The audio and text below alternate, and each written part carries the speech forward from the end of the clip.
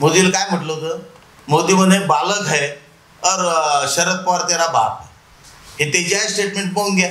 तसंच आता उद्धवजी उद्या अजून सरकार, आता मोदीजी त्याचे बाप झाले, यायचं काहीही अर्थ नाही आहे. ते कोणाला काय म्हणतील म्हणून भारतीय जनता पक्ष त्यांना घेऊन नाही राहिला. आणि आजची कंडिशन भारतीय जनता पक्षाची ते त्यांच्यासोबत लागल्याचे आहे ना. आज भारतीय जनता पक्षाजवळ कमळावर उमेदवार उभा करायसाठी नाही आहे. माजी आमदार स्वर्गीय संजय बंडच्या धर्मपत्नी प्रीती बंड यांना डावलण्याचं किंवा यांचं गट समाप्त करण्याचा प्रयत्न शिवसेने अंतर्गत सुरू आहे. त्यांना ज्या पदावर होतं ते पद काढून एक संघटक म्हणून त्यांना पद देण्यात आला. त्यांच्या आजूबाजूच्या ज्या महिला नेत्या होत्या त्यांना डावलण्यात आलं. याच्यात किती तथ्यता आहे? संजय बंड आणि त्यांचं योगदान अमरावती जिल्ह्याची शिवसेना आहे तोपर्यंत त्या कुटुंबियाचं आणि त्यांचं महत्त्व कमी होण्याचं किंवा कोणी कमी करण्याचा कितीही प्रयत्न केला ते शक्य होणार नाही. त्यांचं अधोरेखित अंडरलाईन केलेलं आहे. आणि जसे अनंतराव घोडेंचं नाव राहील मध्ये तसं संजीव भाऊचं नाव राहील. त्यांच्या कुटुंबियांचा सन्मान दिवसेंदिवस वाढत राहील. संजय बंड जास्त राम असेल तर आम्ही हनुमान आहोत त्याचे. आपलं अस्तित्व आजही भाजपजवळ लोकसभेचा उमेदवार नाही. आजही भारतीय जनता पक्ष बाहेरचा उमेदवार आणून त्याला कमळाचे चिन्ह देऊन लढवण्याच्या प्रयत्नात आहे. शिवसेना तर कुठंच कमजोर झाली नाही. तुम्ही ग्रास रूटवर जेव्हा आता मतदान होईल ना तेव्हा तुम्हाला दिसेल की शिवसेनेचा मतदार हा कसा कॉन्क्रीट आहे. की उद्धवजी ठाकरे अमरावती जिल्ह्यासोबत कुठल्याही परिस्थितीत अन्याय होऊ देणार नाही याची आम्हाला हमी आहे. आता तुमच्याकडे निवडणुकीमध्ये उमेदवार म्हणून दिनेश भाऊ बुब आहेत. जरी 4 नाव असले तरी प्रमुख उमेदवार दिनेश बुब आहेत. अशा परिस्थितीमध्ये ही सध्या जी परिस्थिती दिसत आहे पिछाडीवर आली शिवसेना असं वाटत नाही? थेट उद्धवजी आमच्याशी सगळ्यांशी थेट संवाद साधतात. त्यांच्या मनात काय आहे जेव्हा आम्हाला माहीत आहे तर त्याच्या समोर प्रदर्शन करायची आवश्यकता नाही या मताच्या आम्ही काँग्रेसवाले आम्हाला जो उमेदवार आहे आम्हाला उमेदवारी द्या हे मागून राहिलो. पण सीट सुटली, अजून कोणत्याच उमेदवार जाहीर झालेले नाही. नोच खसोट करून कधीही निवडणुकीला आम्ही सामोरे गेलो नाही. तशी पाळी आली तर आम्ही अशा निवडणुकांना सामोरं जाणारही नाही. तो बिचारा कुराड मारून राहिला, दाट तुटून नाही राहिलं. हे 2 प्रश्न कुठून तुटलं आम्ही तोडलं.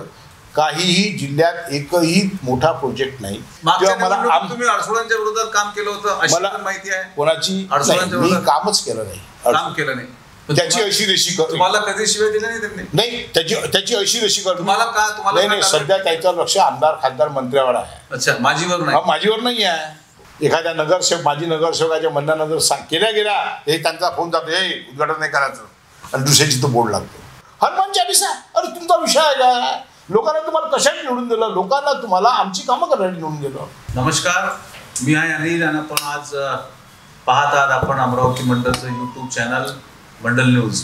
आज आपण भेटणार आहोत शिवसेनेचे अमरावती जिल्ह्याचे 3 दिग्गज नेते, शिवसेनेचे जिल्हा संपर्क प्रमुख माननीय श्री सुधीर भाऊ सूर्यवंशी, शिवसेनेचे माजी खासदार अनंत भाऊ घोळे आणि शिवसेनेचे खासदार पदाचे उमेदवार आणि नगरसेवक श्री दिनेश भाऊ बुब यांना नमस्कार.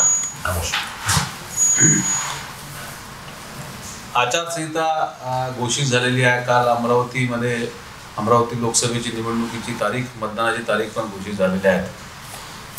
काय म्हणाल, शिवसेनेची सध्याची पोझिशन काय आहे आनंद भाऊ? अमरावती हा शिवसेनेचा 1996 पासून 1990 पासून गड राहिला आहे.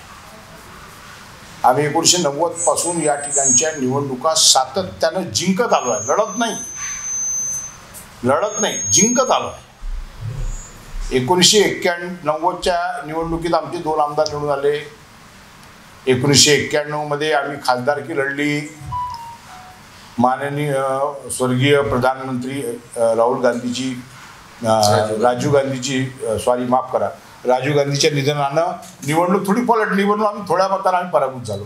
पण प्रचंड मतं तेव्हा आमच्या उमेदवारांना शिवसेनेच्या घेतले. त्यानंतरची 96ची निवडणूक आम्ही जिंकली. 98ची पोटनिवडणूक लागली ती आम्ही जिंकली. त्यानंतर 2000ची निवडणूक आम्ही जिंकली. आम्ही सातत्यानं निवडणुका जिंकत आलो. त्यामुळे हा जो जिल्हा आहे हा जो पूर्णपणे शिवसेनेचा बालेकिल्ला आहे.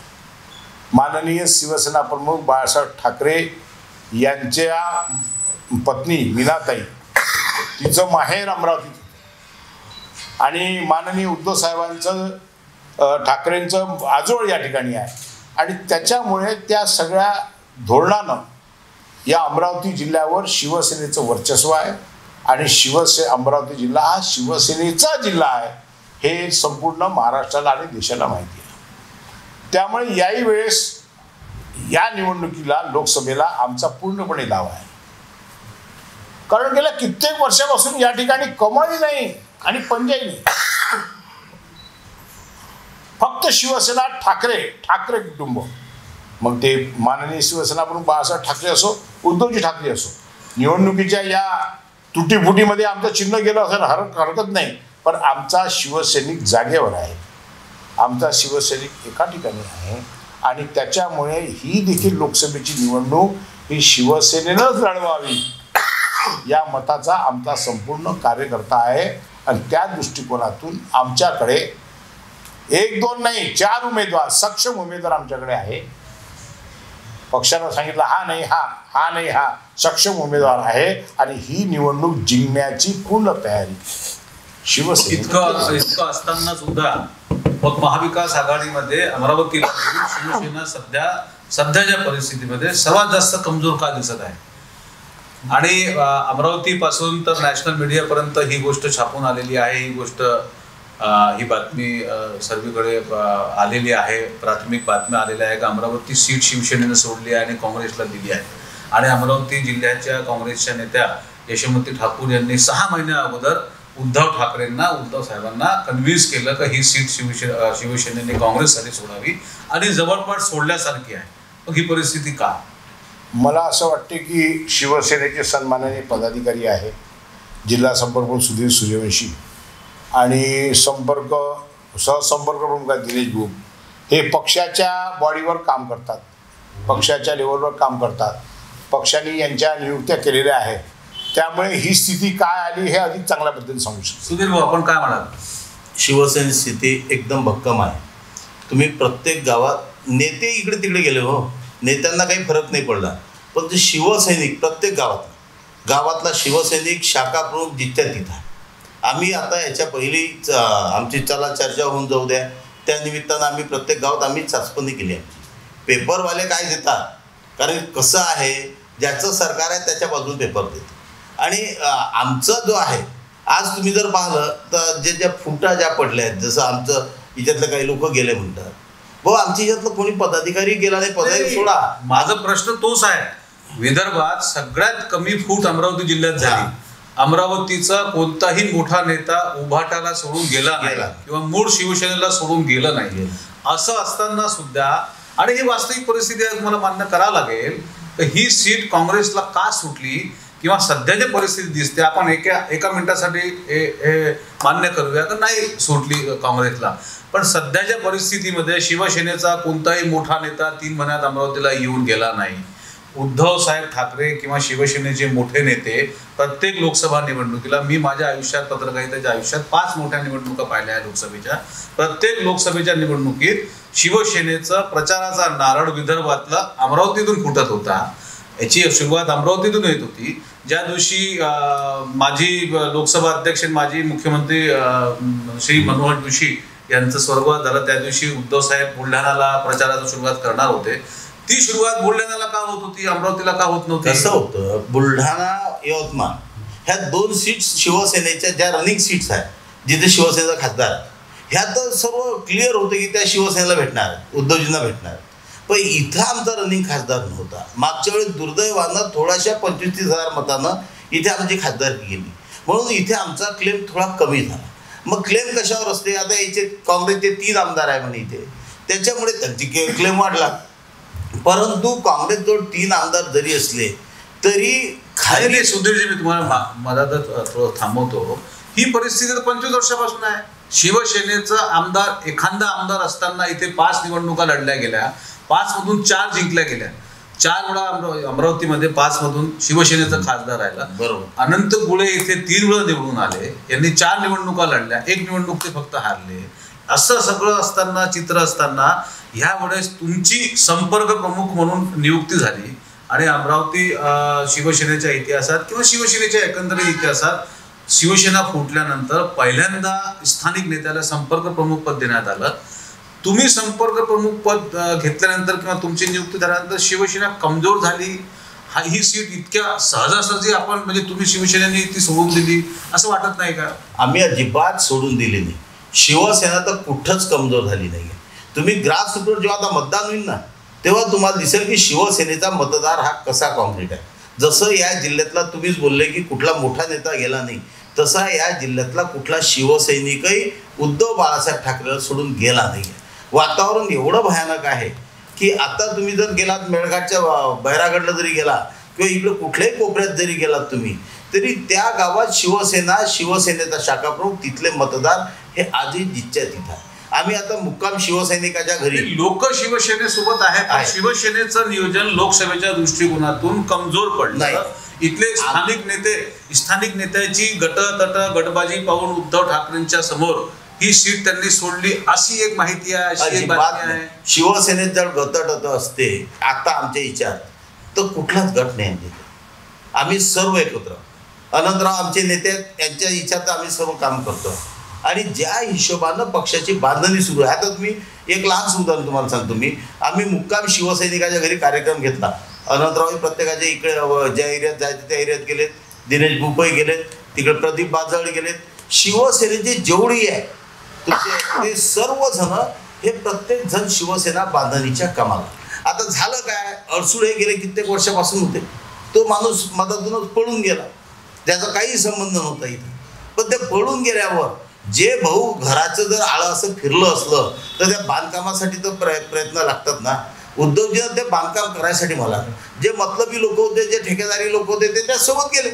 निष्ठावान शिवसैनिक आजही तिथंच आहे आणि शिवसेना भक्कमपणे आहे. तुम्हाला याचं उदाहरण दिसून जाईल येणाऱ्या जिल्हा परिषदला, येणाऱ्या महानगरपालिकेत, या लोकसभेत. तर शिवसेनेची चर्चा करत आहोत. दिनेशजी, मी आपल्याशी विचारणार आहोत. सध्या अमरावती जिल्ह्यात शिवसेनेची परिस्थिती, आपण शिवसेनेचे खासदारकीचे एक प्रमुख दावेदार आहात आणि प्रमुख म्हटल्यापेक्षा एकमेव दावेदार आहे अशी एकंदरीत आमच्याकडे माहिती आहे. आपण काय म्हणाल सध्याची परिस्थिती? सध्याची मतदारांची परिस्थिती अतिशय उत्सुक आहे. उद्धव साहेबांच्या पाठीशी जो कौल आहे तो कशा प्रकारे व्यक्त करायचा. दुसरा महत्त्वाचा मुद्दा आहे की पक्ष पातळीवर शिवसेनेकडे जे मागणी करण्यात यायला पाहिजे होती किंवा जे चित्र दिसून राहिलं की शिवसेनेला सीट नाही आहे, ही काँग्रेसला गेलेली आहे.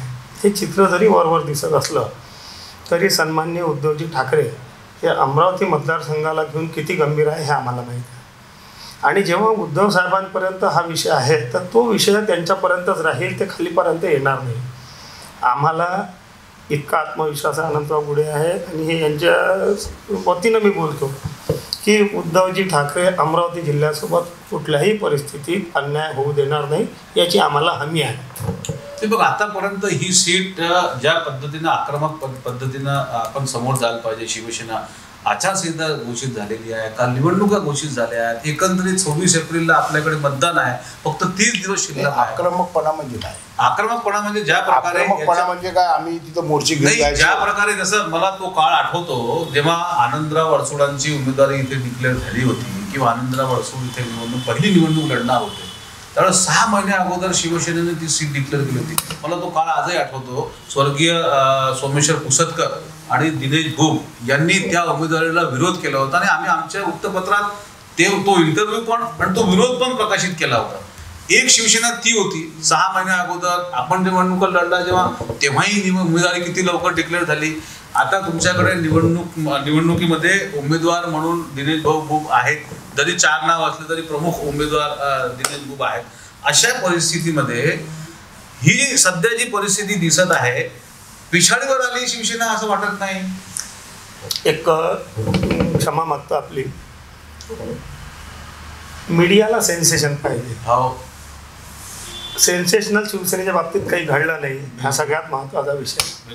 ही आमची स्ट्रॅटेजी अशी आहे की शिवसेनेने आता जवळपास 44 वर्ष अमरावती जिल्ह्यात स्थापनेला झाले. 46 वर्ष, 78 साली झाली ना आपली इथे.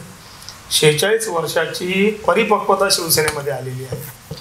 शिवसेना तळागाळापर्यंत सेवेच्या माध्यमातून, वैयक्तिक संबंधाच्या माध्यमातून आणि कमीत कमी लोकांना दुखावताना आणि शिवसेनेचं इरिटेशन नाही झालेलं. 5 टर्म एखाद्या पक्षाला निवडून देतं याचा अर्थ त्याची कार्यप्रणाली लोकांना पसंत आहे आणि हे 5 वर्षही लोकांनी पाहिलेले आहे.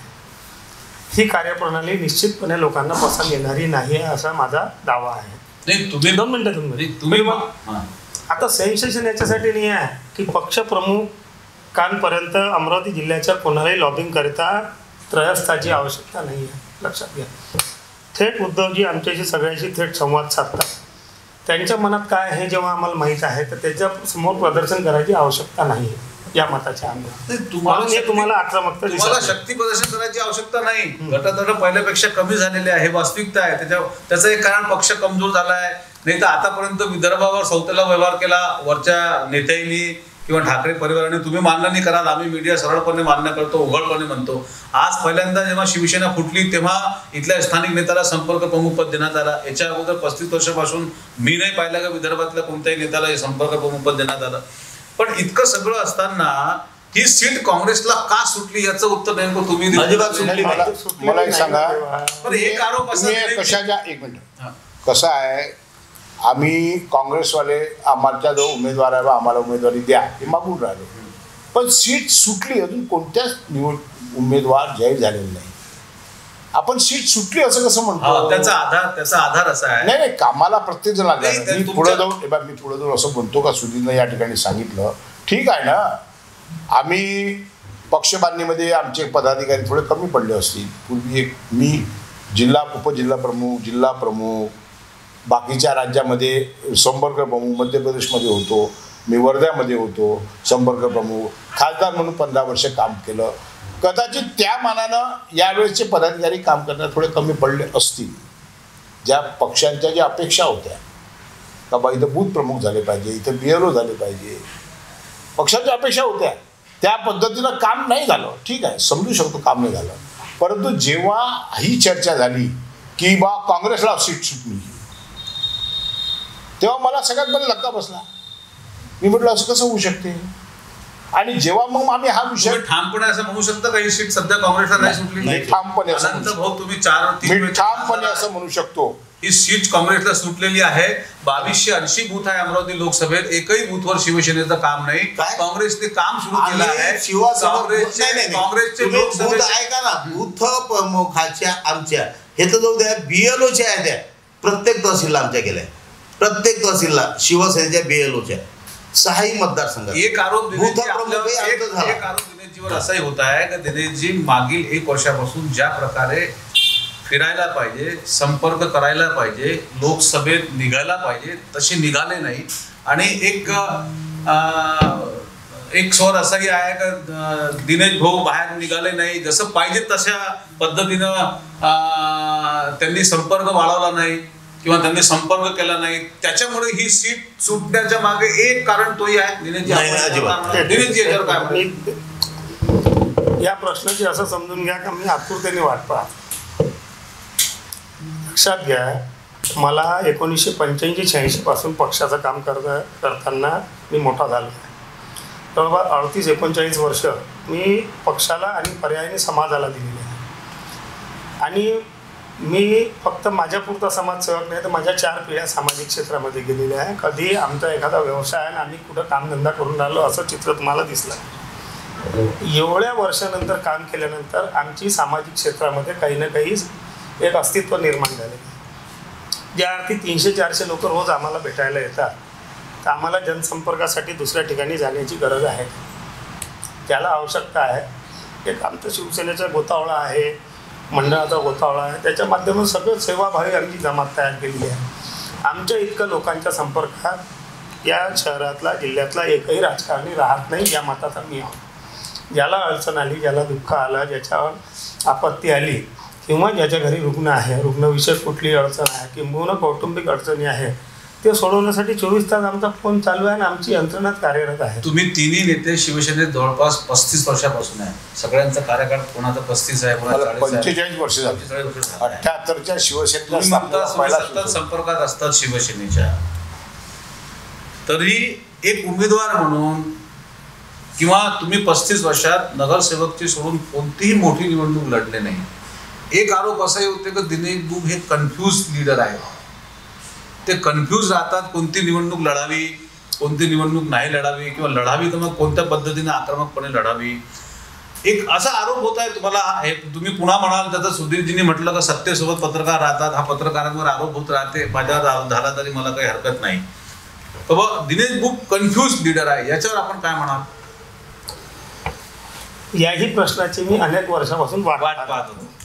लक्षात घ्या, आमचा पिंड सामाजिक क्षेत्राचा आहे. कधीतरी फॅब्रिकेटेड करून, आक्रस्ताळापणा करून किंवा जोर जबरदस्तीनं कॅन्डिडेट मॅनेज करून अशी एकही आम्ही निवडणूक लढवली का?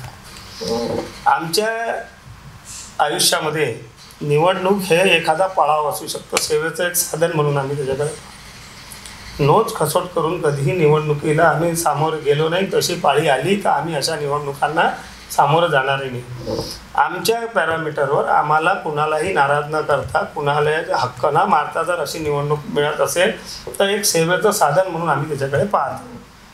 म्हणून आम्ही कुठल्याही गोष्टीसाठी राहिला जनसंपर्काचा विषय, आमच्या पूर्ण कुटुंबाचा जर हयात काढली, लक्षात घ्या तुम्ही, ज्या पद्धतीने बाहेर निघायला पाहिजे, फिरायला पाहिजे. लक्षात घ्या, जिल्ह्यातला एकही कानाकोपरा असा नसेल. बुब कुटुंबियांचं 150 वर्षाचं वास्तव्य या विदर्भाच्या मातीमध्ये आहे. अमरावती जिल्ह्यातील मेळघाट मतदारसंघातील शिंदे बुजुर्ग हे आमचं पैतृक गाव आहे. आमचे आजोबा पंजोबा हे यांना गाडगे महाराजाचं सानिध्य लाभलेलं आहे आणि आमच्या वडिलांचं वैद्यकीय क्षेत्रातील नाव सर्व विदित आहे. वयाच्या 80व्या वर्षी 350 लोकांची ओपीडी काढणारे आमच्या इतका जनसंपर्क किंवा गावखेड्यामध्ये संबंध असतील काय? जर आम्हाला ओळख निर्माण करायसाठी आमच्याच जिल्ह्यामध्ये फिरायची पाळी आली तर आमचं इतक्या वर्ष हयात गेलेली त्या काय कामाची? म्हणून आम्ही जनसंपर्कासाठी मी दिनेश बुब आहे म्हणत फिरणं हे मला योग्य वाटत नाही. दिनेशजी एकेकाळी तुम्ही आनंदराव अडसुळांचा विरोध केला होता. मग ती बातमी प्रकाशित मी केली होती जेव्हा पहिल्यांदा ते येणार होते का ते बाहेर उमेदवार आहे म्हणून. आता त्यांना आपण 2 वेळा, आपण म्हणजे अमरावतीच्या जनतेने 2 वेळा निवडून दिलं. शिवसेनेसाठी तुम्ही काम केलं आपली नाराजी बाजूला ठेवून. तोच व्यक्ती किंवा तेच पिता पुत्र एखादी आफत पक्षावर आली तर सगळ्यात पहिले पक्षाला सोडून फुटीमध्ये सामील झाले, त्याच्यावर आपण काय म्हणाल? लक्षात घ्या, शिवसेना सामान्यातले सामान्य अतिसामान्य लोकांचा पक्ष आहे आणि सुदैवानं शिवसेनेला 99% जे कार्यकर्ते भेटले आहे हे निस्वार्थ भेटले आहे. हे जे पळणारे लोक आहेत ना हे 1% आहे. लक्षात घ्या. आणि शिवसेना एक सॉफ्ट टार्गेट झाली आहे सगळ्या पक्षांकरता. आजपासून नाही सांगू, ज्यांना स्वार्थ असतो अनिल भाऊ, ज्यांना स्वार्थ असतो ते कुठेही जातात. शिंदेना मुख्यमंत्री व्हायचं होतं म्हणून ते गेले, अडसुळांना वाटलं मला आणखी खासदार किती म्हणून ते गेले. पण ज्या पक्षानं लहानाचं मोठं त्यांना केलं, अगदी कठीण परिस्थितीत त्यांना वर आणलं. एक चर्चा अशी आहे अनंत भाऊ, तुम्ही पण VRSच्या संपर्कात होते. तेलंगणाचे जे राव आहे त्यांचे जे पक्ष आहे VRS, तुम्ही आपल्या नेत्याला आपल्या जवळच्या VRS महाराष्ट्रात कुठं आहे? नाही, तुम्ही जिल्ह्यातल्या मी VRS एक मिनिट आहे का, मी चंद्रशेखर रावला भेटलो. अच्छा, चंद्रशेखर रावला भेटलो. मुख्य ते माननीय उद्धव साहेबांना भेटले होते. उद्धव साहेबांना भेटल्यानंतर चंद्रशेखरांचं चांगलं काम आहे एकदा पाहून घ्या, मला निरोप आला. मी चंद्रशेखरांचं काम पाहायला 1 दिवस गेलो. तुम्ही चंद्रशेखर रावला हैदराबादला जाऊन भेटले. तुम्ही आपल्या फॉलोअर्सला, जिल्ह्यातल्या फॉलोअर्सला, अनेक फॉलोअर्सला फोन लावून विचारणा केली का? कोणालाच नाही. आपण रावला माझ्याकडे घेऊ इच्छित नाही. माझा पिंड शिवसैनिक आहे. मी स्वार्थासाठी कोणताही चुकीचा निर्णय घेत नाही. मागच्या निवडणूक मला पद मिळालं पाहिजे. तुम्ही अडसुळांच्या विरोधात काम केलं होतं, मला माहिती आहे. कोणाची? मी कामच केलं नाही. काम केलं नाही. मी पक्षाला सांगितलं होतं. मी पक्षाला 3 वेळा सांगितलं, साहेब हे चुकून राहिले, यांनी चुकीच्या माणसाला ऑप्शन दिली. हे शिवसेनेतले जे कार्यकर्ते आहेत त्यांना डावलून जिल्हा परिषद देऊन राहिले, त्यांना डावलून पंचायत समिती देऊन राहिले असं, आणि शिवसैनिकाला डावलून राहिले आणि बाकीच्या लोकांना जवळ करून राहिलो. मी अशा माणसाचं काम करू शकत नाही हे स्पष्टपणे मी पक्ष प्रमुखांजवळ, पक्षीय नेत्यांजवळ सांगितलं होतं. आणि मी त्यांचं काम केलं नाही. मी त्यांनाही गुप्त ठेवून नाही, मी त्यांनाही जाहीरपणे सांगितलं की आनंदराव अडसूळ साहेब मी तुमचं काम करू शकत नाही, कारण तुम्ही शिवसैनिकाचं काम करत नाही. यंदा शिवसेनेला समजा ही सीट सुटली, ज्याची शक्यता फार कमी आहे, तुमचा उमेदवार कोण आहे, समाज चाहता उमेदवार कोण राहील? माननीय पक्षप्रमुख उद्धव साहेब ज्यांना उमेदवारी देतील त्यांच्यासाठी सगळ्यात पुढं कोण निवडून येऊ शकते? आता सध्या अनंत भाऊ, सध्याचं राजकारण मग भाजप पासून तर गल्लीतल्या पक्षापर्यंत जो निवडून येतील त्याला उमेदवारी देणे हा सगळ्यांचा धोरण आहे. तुमचा उमेदवार कोण? एक पक्षाच्या दृष्टिकोनातून सांगा, कोण एक नाव? 4 नावामधून एक नाव, आपण 3 नाव 5 नाव 4 नाव? कसं आहे, आता पक्षप्रमुखांकडे आहे नावं, परंतु माझा ठोकटाळा असा आहे की हा लोकसभा मतदारसंघाचा चांगला अभ्यास मला आहे, कारण 4 निवडणुका मी लढवल्या. अडसूळच्या 2 निवडणुकीत मी सोबत होतो, त्यामुळे 6 निवडणुकीचा आणि प्रकाश बाळशाखेची पहिली निवडणुकही मी लढवत होतो, त्याच्यासोबत होतो. 7 निवडणुका जो दांडगा अनुभव आहे, या दांडगा अनुभवावरून मी असं सांगतो की या लोकसभा मतदारसंघात आता राखीव आहे. हा राखीव असल्यामुळे या ठिकाणी हिंदू दलित उमेदवार पाहिजे असं सर्वसामान्य कार्यकर्त्याचं मत आहे, आणि तेच आम्ही वर मांडला आहे. माननीय काँग्रेसच्या नेत्या यशोमती ठाकूर यांना सांगितलं आहे, माननीय काँग्रेसचे नेते बबलूभाऊ देशमुख यांना सांगितलेलं आहे, माननीय विलासभाऊ इंगोले ज्यांचा जे या सगळ्या प्रक्रियेमध्ये समोर असतात त्यांना सांगितलं आहे की आपल्याला जर खऱ्या अर्थाने विजय प्राप्त करायचा असेल तर लोकांना जे गरज आहे, जो ज्या पद्धतीचा उमेदवार पाहिजे त्या पद्धतीचा उमेदवार आपण देण्यासाठी नेत्या लोकांनी प्रयत्न केला पाहिजे, आणि ॲज नेता म्हणून मी तो प्रयत्न करतो आहे. तुम्ही 3 वेळा खासदार राहिले अमरावतीतून आणि बऱ्यापैकी शिवसेना पक्ष मजबूत केला. जेव्हा शिवसेना फुटली, उभाटा एक मूळ शिवसेना राहिली, उभाट्यामधून आपल्याला कोणतंही मोठं पद का देण्यात नाही आला? क्वेश्चन मार्क आहे पक्षात आपल्यावर? नाही, संप्रमुख होते नाही, ते वर्ध्याचे होते. जेव्हा आणि ज्यावेळेस पक्ष फुटलं आणि ज्यावेळेस नव्यानं सगळी उभारणी करण्यात आली, नव्यानं पक्ष उभं करण्यात आला, सगळे उलटफेर झाले. खासदार गेले, मोठे पदाधिकारी गेले, नव्यानं पक्षाची उभारणी करण्यात आली, तेव्हा अनंत बोळेंना मोठा पद का देण्यात आला नाही? अनिल भाऊ, असा आहे की पक्षांची रचना असते एक प्रकारची, प्रत्येकच पक्षाची असते. पक्षनेत्यांच्या समोर काय करायला पाहिजे हेही धोरणं त्यांच्यासमोर असतात, लक्षात. पण जे मला द्यायला पाहिजे मी नाही दिलं तर मी नाराज आहे, ही पद्धत आमची नाही आहे. नाही दिली ठीक आहे, आपण काम करत राहायचं. राजकारणामध्ये लॉंग पिरियड असतो.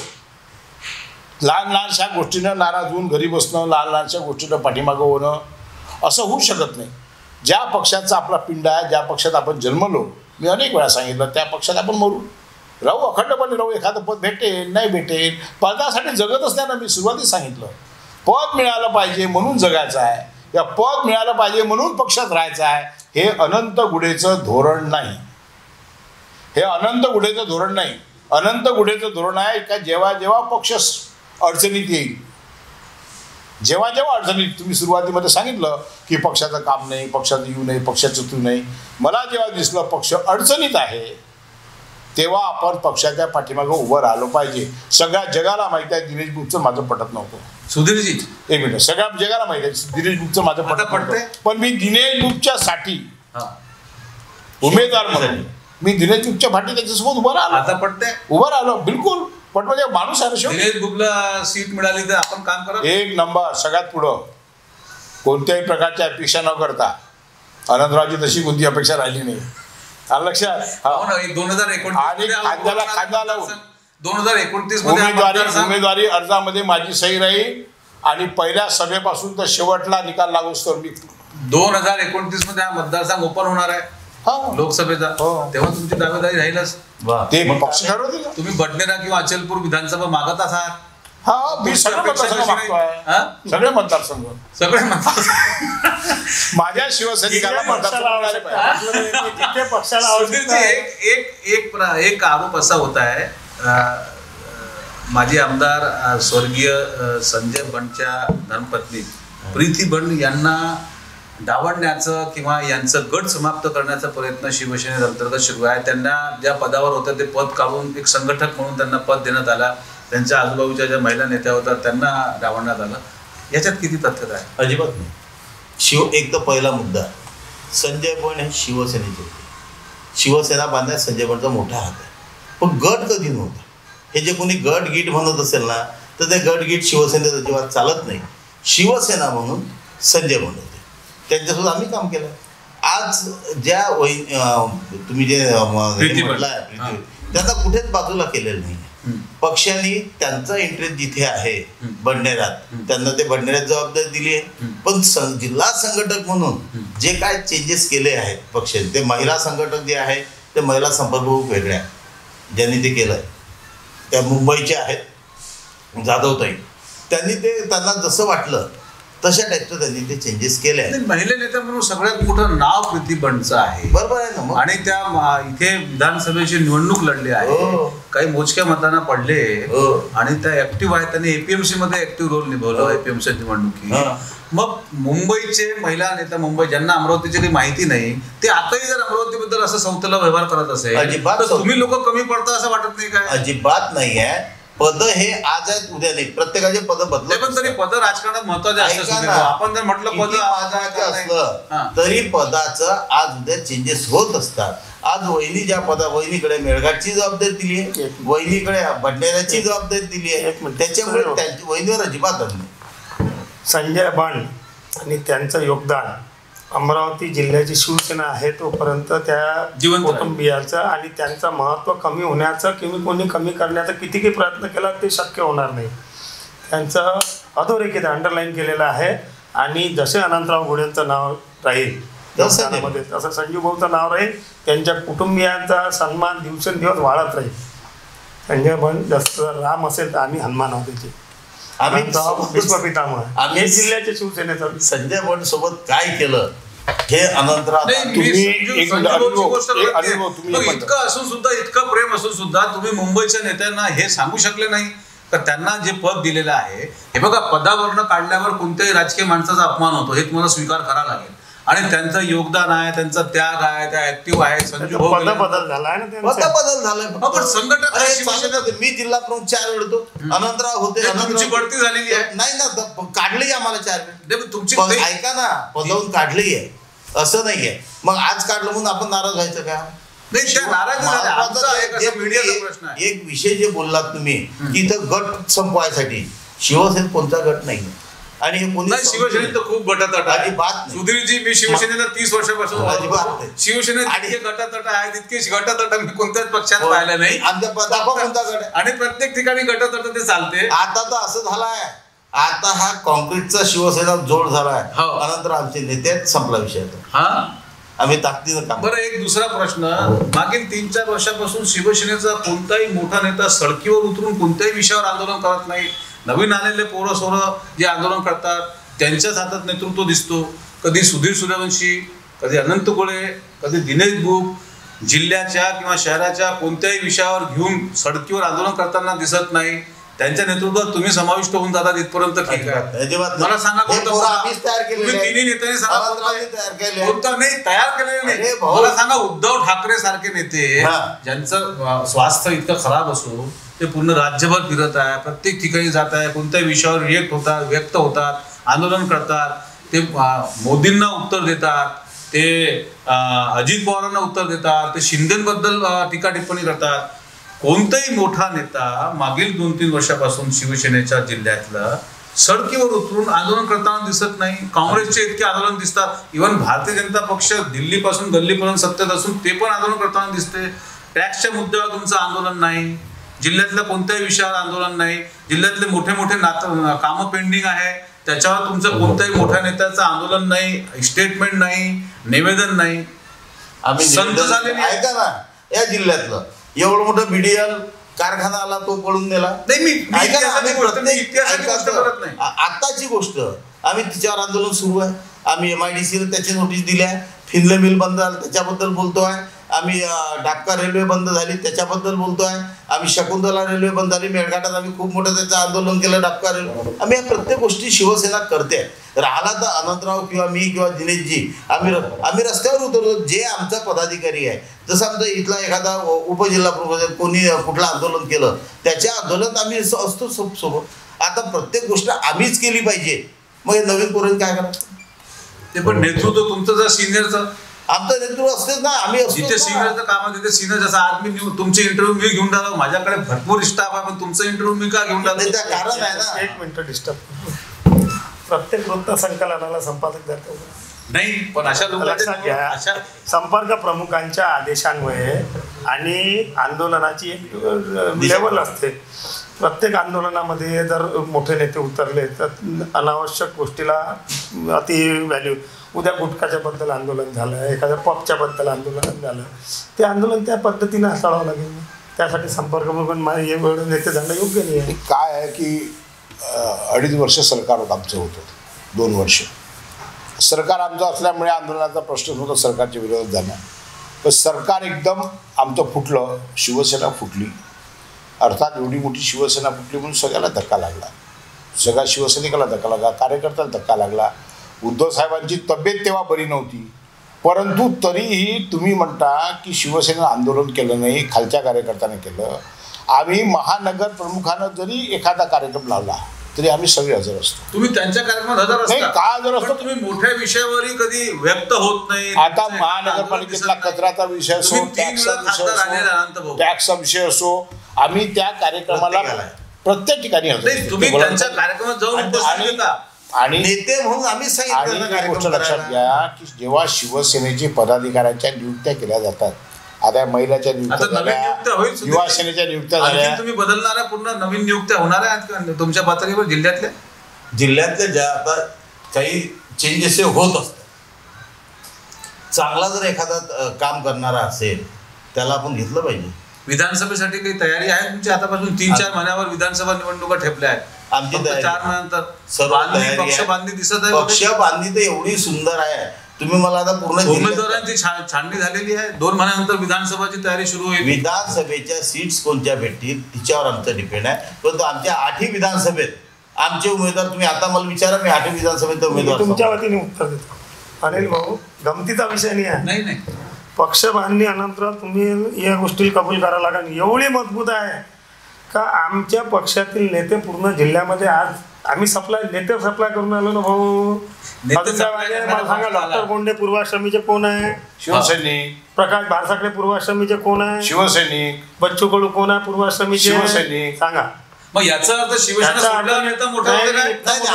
राज्यसभेपर्यंत गेले. बच्चू कडू यांनी पक्षात आपला पक्ष उभं केलं, राज्यात त्यांचा पक्ष उभा आहे. प्रकाश भारसाकडे मंत्री झाले. शिवसेना ही नवरत्नांची खाण आहे, लक्षात घ्या. आज जिल्ह्याच्या छगनपुरा भुजबळ पासून सोडल्यावरच माणूस हिरा होतो असं हिरा नाही, हे ऑलरेडी हिरे होते.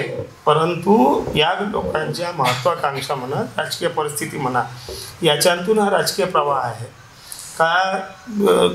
कुठेही आज इतका मोठा पक्ष आहे भारतीय जनता पक्ष, किती जुनी परंपरा आहे. संघाचे लोक, भाजपचे लोक किती पदरमोड करून काम करतात. भाजपचा कार्यकर्ता पैसे नाही मागत कोणाला.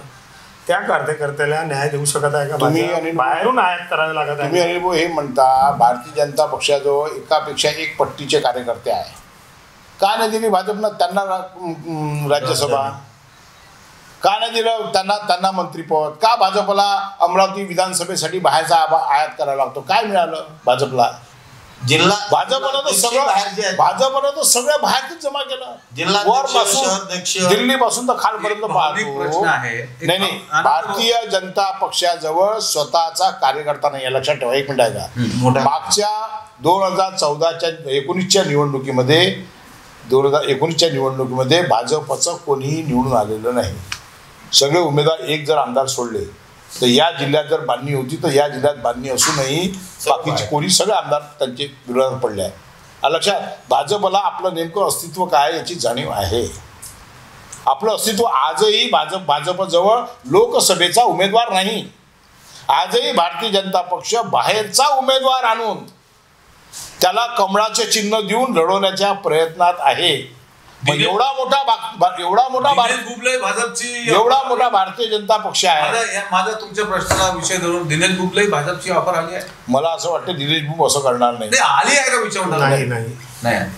भाजपकडे हे जे भावनिक प्रश्न त्यांच्याकडे भावनिक प्रश्न आहे. कधी काळी नरेंद्र मोदींना भाजपमध्ये अडचण झाल्यानंतर स्वर्गीय बाळासाहेब ठाकरेंनी नरेंद्र मोदी यांची कुर्सी वाचवली होती. पण तेच नरेंद्र मोदी शिवसेनेला संपवण्यासाठी निघाले आहे, किंबहुना त्यांनी अर्धी शिवसेना संपवली आहे. तुम्हाला याच्याबद्दल काय वाटतं? नाही, कसं आहे, भारतीय जनता पक्षाचे जे धोरण आहे ते दिल्लीपासून गल्लीपर्यंत पाहिलं तर त्यांना लहान पक्ष ठेवायचेच नाही आहे. तुम्ही नरेंद्र मोदीचं सुरुवातीचं भाषण पाहिलं तर काँग्रेस मुक्त भारत म्हणजे काँग्रेसही नाही पाहिजे आणि कोणते लहान पक्षही नाही पाहिजे. हे धोरण भाजपचं आहे आणि देशाच्या लोकशाहीला हेच मारक आहे. माननीय उद्धवसाहेब ठाकरे भाषण करून रोज हा जे मुद्दा मांडतात की या देशात अराजकता निर्माण होण्याची परिस्थिती आली कारण भारतीय जनता पक्षानं आजपर्यंत हाच कार्यक्रम केला. अनिल भाऊ, शिवसेना जेव्हा पहिल्यांदा विधानसभा लढायला लागली तर आमच्याजवळ 187 सीट्स होत्या, पण भाजपनं एक एक जागा इस्कत आम्हाला त्यांनी 100वर 110वर आणलं. हे त्यांचं धोरण आहे पक्ष वाढवण्याचं. हे धोरण, या धोरणात त्यांना त्यांच्या ह्याच्यात सर्व क्षम्य आहे. मग ते नीतिमत्ता नाही, संस्कार नाही, संस्कृती नाही, त्यांच्यात आहे फक्त सत्तेची लालसा. फक्त सत्तेची लालसा. आणि सत्तेची लालसा असल्यामुळे मग ज्या शिवसेना प्रमुखांनी मोदी साहेबांना वाचवलं, अडवाणीजी म्हणत होते आपला वाजपेयीजी की गोधरा कांड झालं वो संभाल नहीं सकती, वहाँ से मोदी को हटाना पड़ता तो ही गुजरात बच सकता.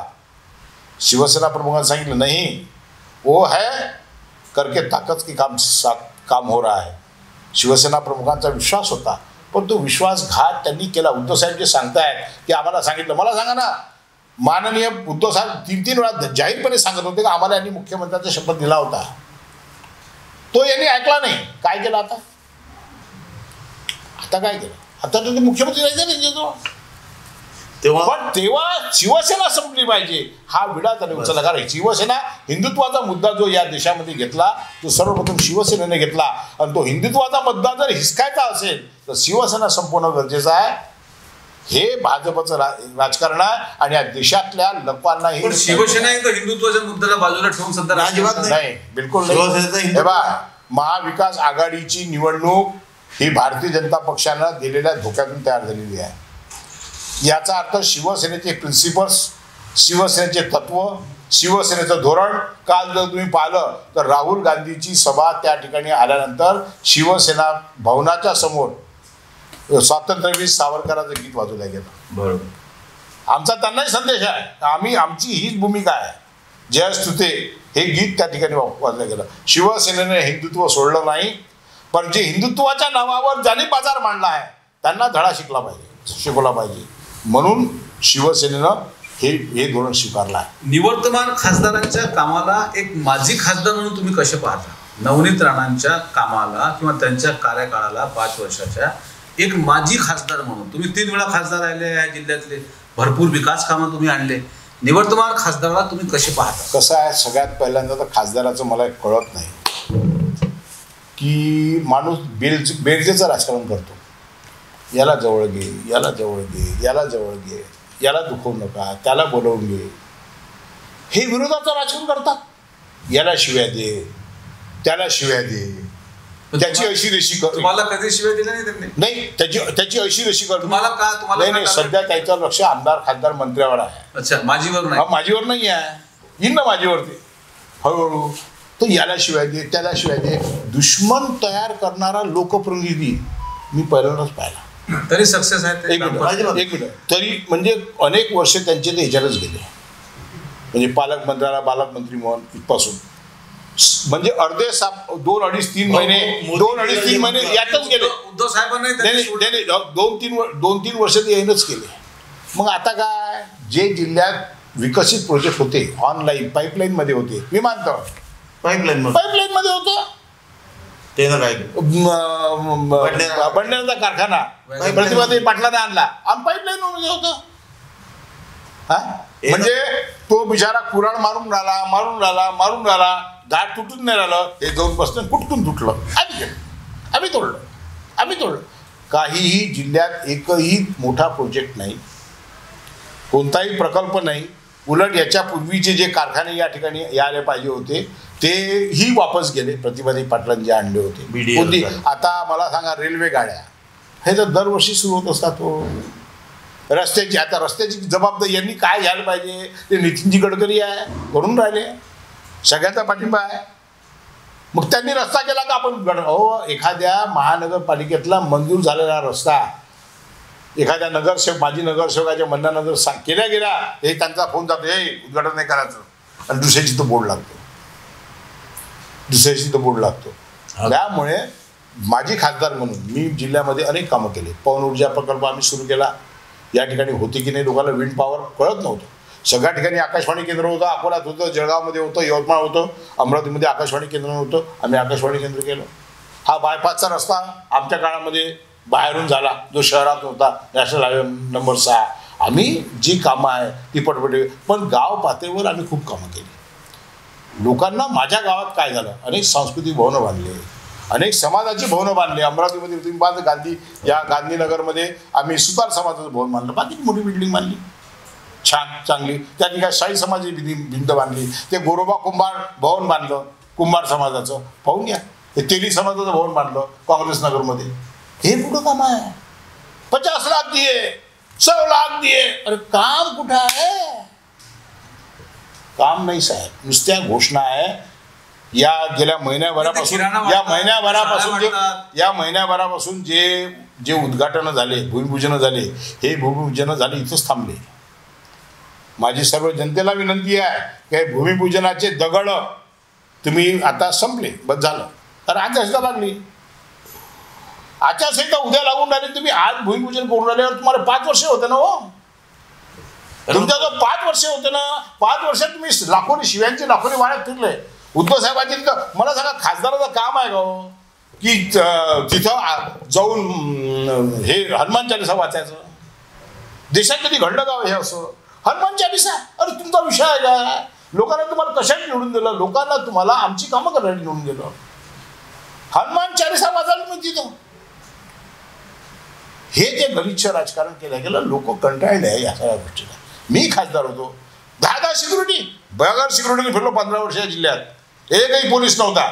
नाही, त्यांना इंटरनॅशनल कॉल, एकही पोलीस नव्हता. त्यांना इंटरनॅशनल बाप्पा, इंटरनॅशनल आम्हाला त्याच्यापेक्षा इंटरनॅशनल काही आहे काय? त्यांना धमकी देण्यात येते वारंवार. ऐकून घ्या, त्यांची जी आदत आहे. त्यांनी याच्या पहिले मोदीला काय म्हटलं होतं? मोदी म्हणे बालक है और शरद पवार तेरा बाप है. हे ते जे स्टेटमेंट पाहून घ्या.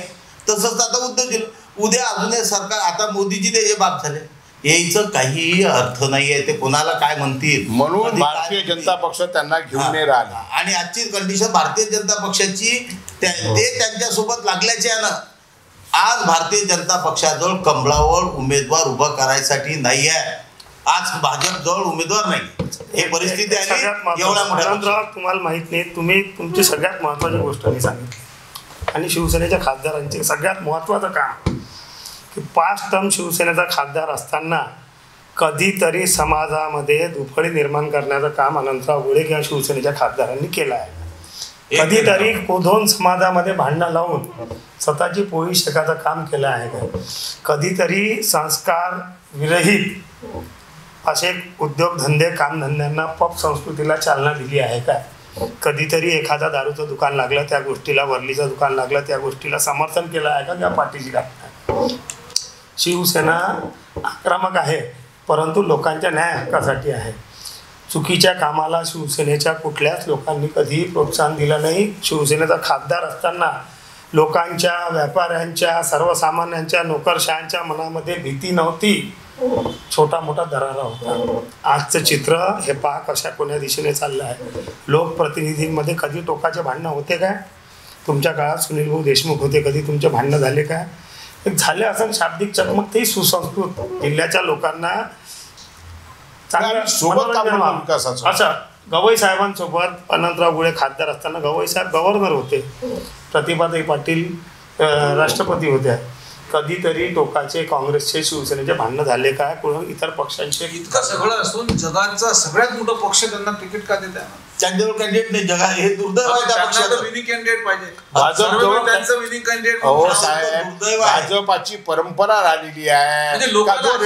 डॉक्टर बोंडेला रेडीमेड होता घेतला, सुनील देशमुखला रेडीमेड होता घेतला, हे रेडीमेड आहे पण घेऊन राहिले. नाही माझा प्रश्न ते रेडीमेड घेतात. अशोक चव्हाणला रेडीमेड होता घेतला. नाही माझा प्रश्न तुम्ही समजले नाही. आपण नवनीत राणाबद्दल बोलत असताना हे सगळं पिक्चर दाखवलं, जे इतक्या प्रकारे चुकीच्या प्रकारे राजकारण होत आहे, आरोप प्रत्यारोप होत आहे, हे होत आहे, ते होत आहे, इतकं सगळं असून लोकांमध्ये त्यांची पसंत आहे, त्याच्यामुळे भाजप त्यांना निवडत आहे किंवा भाजप त्यांना भाजपचा उमेदवार भाजपचा उमेदवार नका कोण आहे. आता भाजपकडे त्या आहेत म्हणून भाजपकडे नाही भाजप जवळ अमरावती विधानसभेत इतके भारतीय जनता पक्षाचे मी रामशिला पूजनापासून पाहत आलो आहे, इतके कार्यकर्ते पट्टीचे होते.